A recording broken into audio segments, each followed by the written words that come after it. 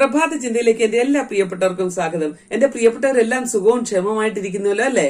ഉൽപ്പത്തി പുസ്തകം 28:15 ഇതാ ഞാൻ നിന്നോട് കൂടെയുണ്ട്, നീ പോകുന്നിടത്തൊക്കെയും നിന്നെ കാത്ത് ഞാൻ നിന്നെ കൈവിടാതെ നിന്നോട് അരുളി ചെയ്ത് നിവർത്തിക്കും. പ്രിയപ്പെട്ടവരെ, നമ്മുടെ പ്രതിസന്ധി ഘട്ടത്തിൽ നമ്മുടെ പ്രിയപ്പെട്ടവർ പലരും നമ്മെ വിട്ടു മാറിപ്പോകുമ്പോൾ ഇതാ ഞാൻ നിന്നോട് കൂടെയുണ്ട്, നീ പോകുന്നിടത്തൊക്കെയും എന്റെ സാന്നിധ്യം നിന്നോട് കൂടെയുണ്ട് എന്ന് അരുളി ചെയ്ത കർത്താവ് ഇന്ന് പ്രഭാതത്തിൽ ക്ഷീണിച്ചിരിക്കുന്നവരോടായിട്ട് ആലോചന പറയുകയാണ്. നീ ക്ഷീണിച്ചു പോകേണ്ട, തളർന്നു പോകേണ്ട, എല്ലാവരും മാറിപ്പോകട്ടെ, മാറാത്തൊരു ദൈവം നിന്നോട് കൂടെയുണ്ട്.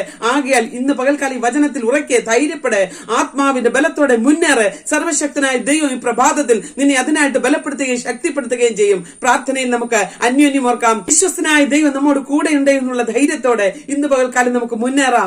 അവൻ നമ്മെ എല്ലാ നാളും വഴി നടത്തട്ടെ, കൂടെ ഇരിക്കട്ടെ. ഈ വചനങ്ങളാൽ ദൈവം നമ്മെ സഹായിക്കുമാറാകട്ടെ. ആമേൻ, ആമേൻ.